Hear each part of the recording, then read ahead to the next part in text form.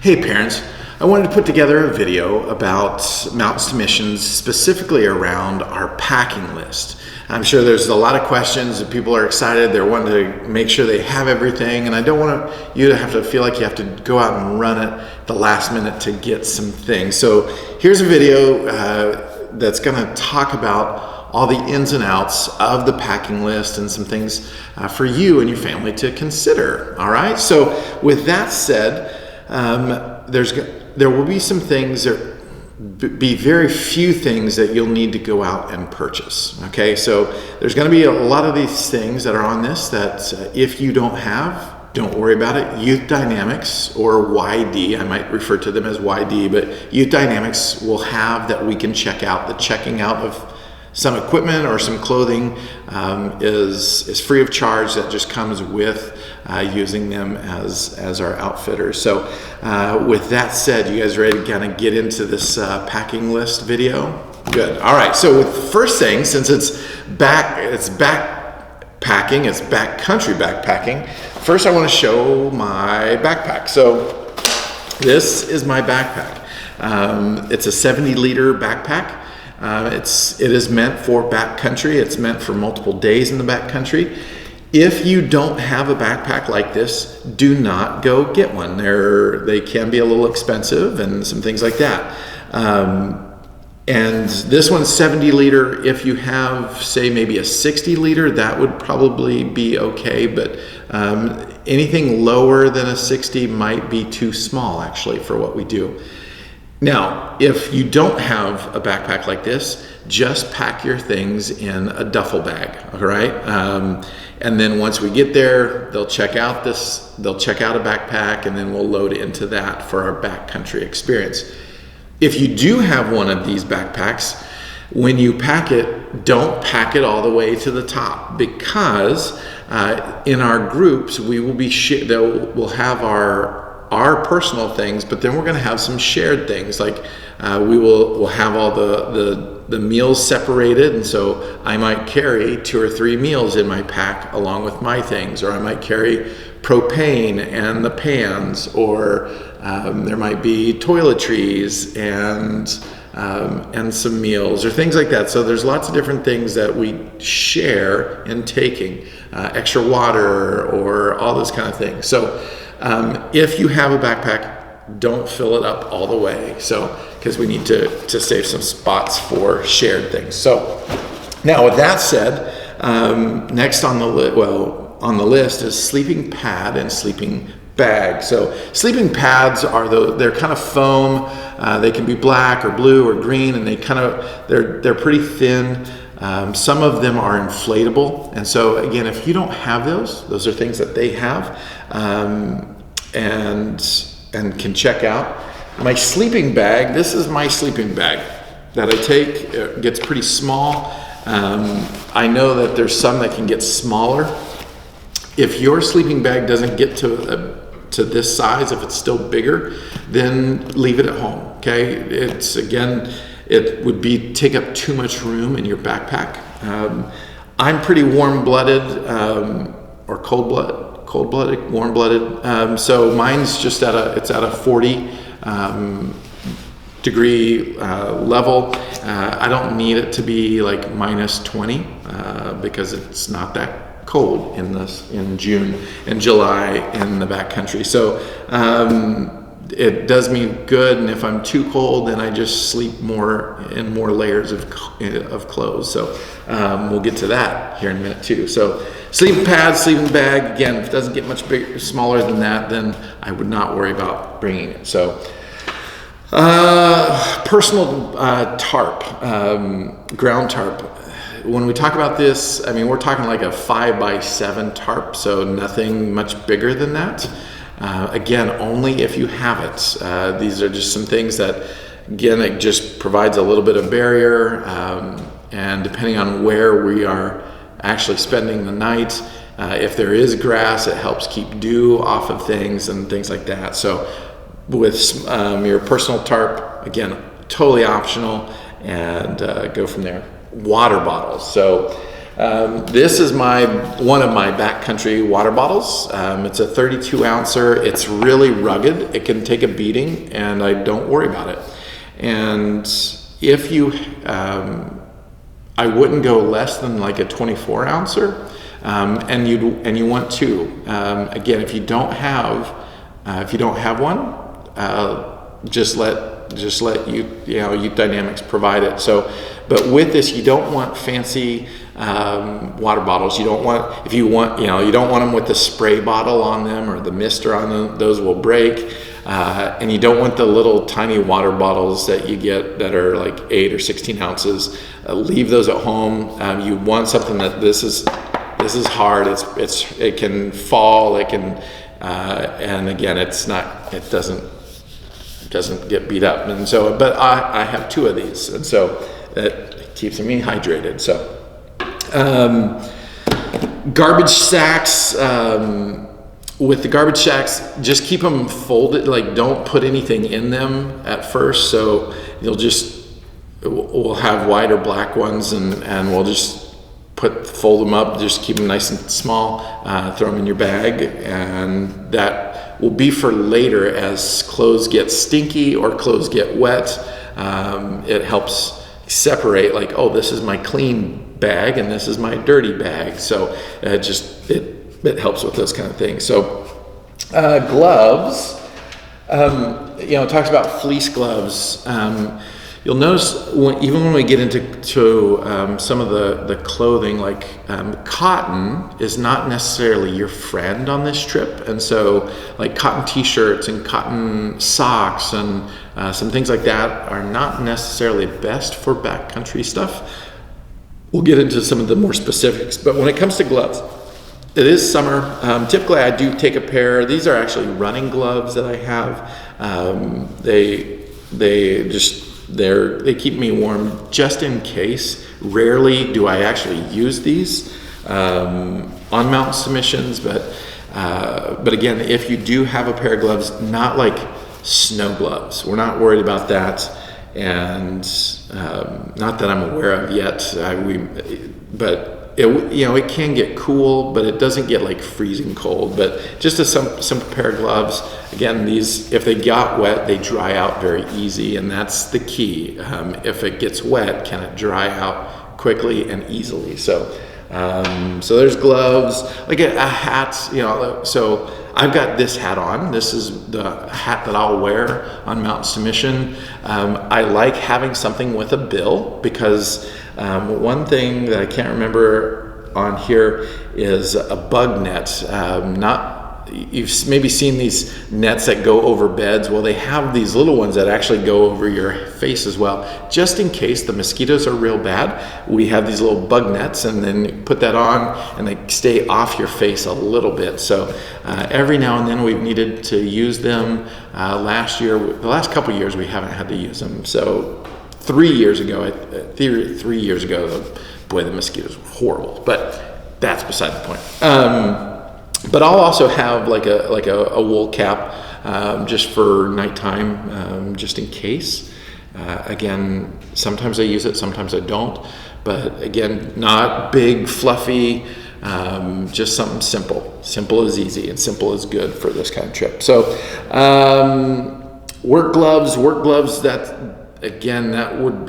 not going to go into the backcountry with you. And so that's going to stay like at stone water with YD or things like that, but for once we get back to the service projects, warm long sleeve shirts. So, and even kind of when it talks about shirts, t-shirts, so this is kind of like it's that kind of like dry fit type of material. Even my long sleeves are that way. They're pretty thin, but they do keep me warm and things of that nature. And so I do, again, they're thin, they roll up. These are both long sleeve. This one has a zip up neck, but when it comes to just something that's just, again, long sleeve, because sometimes even the long sleeve helps when it's warm, because if the mosquitoes are bad, then I can put on my long sleeve and then I'm not worried about mosquitoes chewing up my arm. So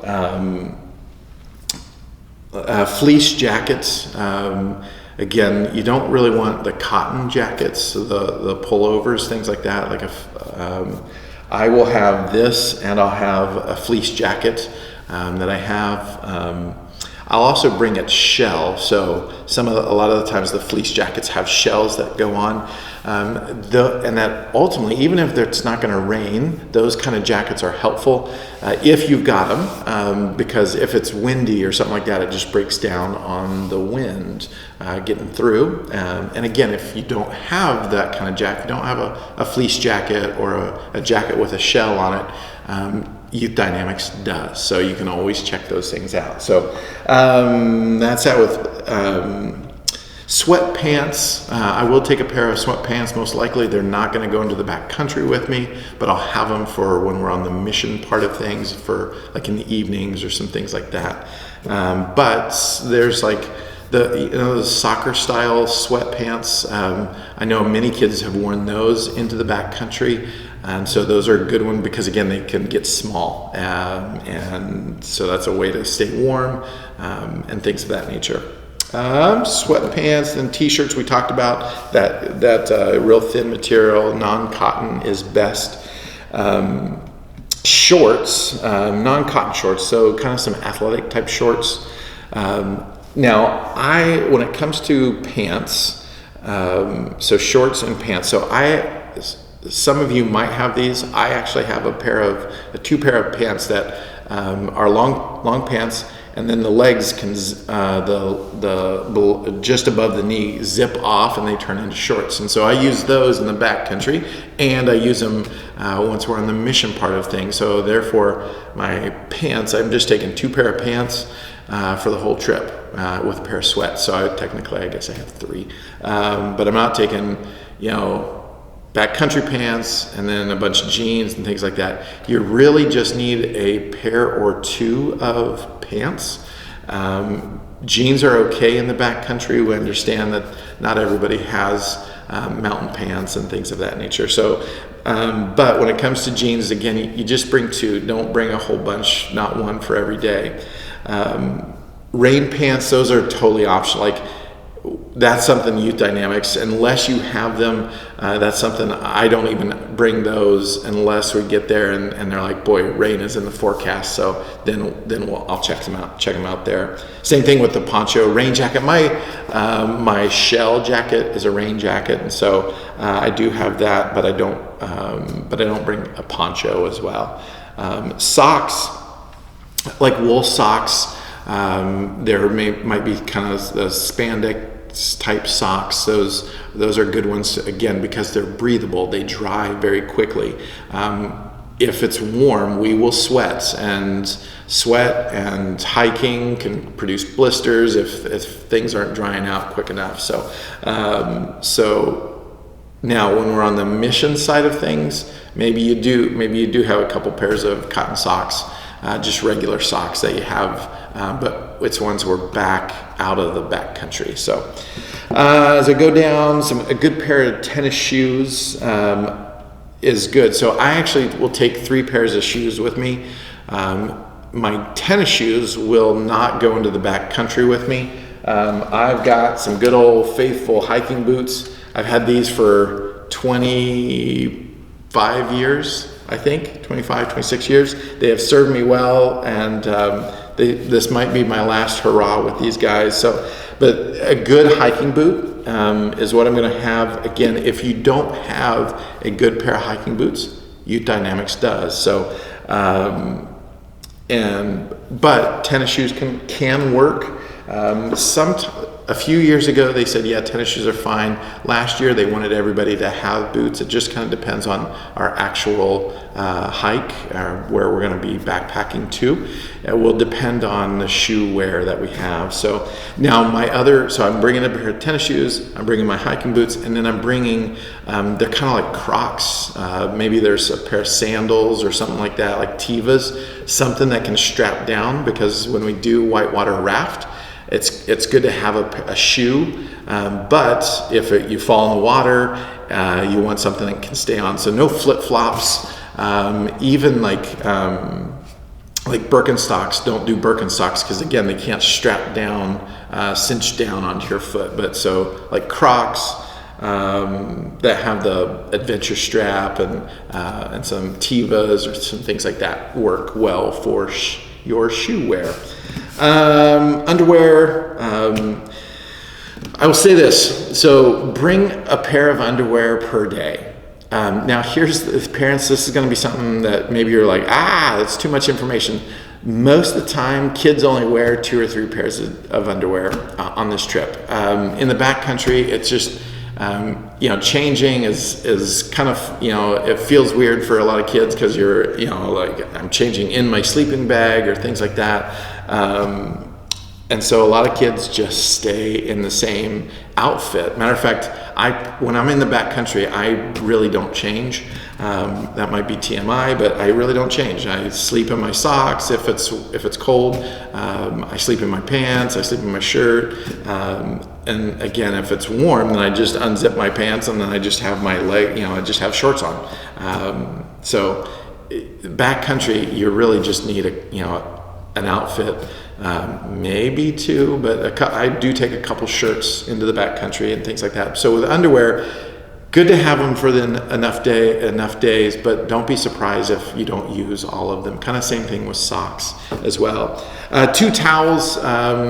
We may not take a towel into the backcountry, but it's good to have one. So if we're showering or things like that, that's our shower one. If we're going, on the water, on the river rafting, then there's a towel there to dry off, and that way, it gives us some options. So 2 towels are helpful. Bug spray. Bug spray is a big one here. There's a good chance that mosquitoes could be bad. Although it's been really dry, so maybe it won't be, but I like to be prepared. So you want something with really good DEET. And you don't want it to smell flowery. Same thing with sunscreen. You don't want it to smell really with a lot of perfume because that just attracts bugs. So when it comes to bug spray and it comes to sunscreen, get real stuff. Matter of fact, when it comes to sunscreen, I'd prefer the lotion kind, especially the kind that's waterproof, because when we are on the water, if you're not ready, you could get burned pretty good. And so good SPF and a good waterproof kind that's, again, not smelly, because I will take my sunscreen to the back country and I don't want to attract insects to me, because then they just want to bite. So sunglasses, that's optional. Flashlight or a headlamp. So this is my headlamp, actually one of our headlamps. It just pops on your head. I'd have to put it under my head, just that way I can see underneath. Or a small flashlight, nothing big. Again, big is not good on this kind of trip, so something simple. And again, most people have flashlights, but again, if you don't have one, we can probably, Youth Dynamics might be able to help out with that. Bible and journal. Don't bring your big, thick Bible. Bring a small Bible and a small journal. We get into the Word of God, and we're going to spend some time. We're going to encourage our kids to spend some alone time with God, and we want them to be writing it out and processing it and those kind of things. So, Bible and journal are strongly required. So, and those Youth Dynamics is not going to hand out. So, and then that's kind of it with the mountain and adventure part of things. The rafting, modest swimsuits, no bikinis. For you gals, old pair of tennis shoes or sandals, again, something that can cinch on your foot. And then if you do have glasses or sunglasses, some type of strap if you have them. If not, they do have some twine that you can tie on and some things like that. So, and then the section on the packing list that says don't forget, heart rate is just to love others, hands ready to serve, mind ready to grow deeper. This is a great chance to grow as an individual, but also as a body and as a team. And so we look forward to that, and we strongly believe in that. When it comes to no electronics, so like I'm going to have my cell phone with me. Your kid does not need their cell phone with them. If you need to get hold of them, there's ways to get hold of me so I can get hold of them for you. These can be a huge distraction even for us parents. And so, and I understand, yes, these are cameras now, and yes, they're so much more than just a phone. We will have people taking pictures. We will have people documenting it and things of that nature. So cell phones, trust me, keep them at home because one, they can easily get busted in the backcountry. Two, they can get lost in the backcountry. Three, they can get forgotten about and go on a whitewater rafting trip and then end up in a river. And also when we are serving, there's no real secure place to keep them. And so truly leave them at home for this week. The kids, they trust me, they can survive. They do every year. And so leave them at home. And then do not, I don't care how bad your student might complain, do not pack extra food, because what happens is they don't talk about the trail mix or the beef jerky or the Starburst or the Skittles that they pack away in their backpack. And so we're in the backcountry enjoying ourselves, and you know what does know about the extra treats besides you? The bears and the squirrels and the rats. And not that we really see these things, but there's critters out in the wild that have incredible noses, and they want that extra stuff. And so we do take a bear bag with us. So when we have all our food, we hoist it up into a tree just in case. Now, I have not seen a bear on my many years of doing mounts to missions, but we do try to be careful with those things. But having sugary foods and things like that are down low just is screaming, hey, come destroy my bag and my campsite. And so any extra food, leave them at home. If you are concerned about your child and that they'll get enough to eat, trust me, I'm a big guy. Nobody on this trip's going to be bigger than me, and I eat just fine. And I have some dietary restrictions, so there you go. So, and I eat plenty, and I don't lose weight or anything like that. So your kids will be able to eat.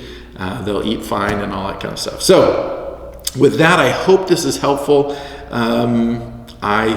If you have any more questions, shoot them to me, or you can either email, or on that is my cell phone. Text me a question or some things like that. So feel free to give me a call with any questions, or text me with a question, or email me with a question. So I think that covers it.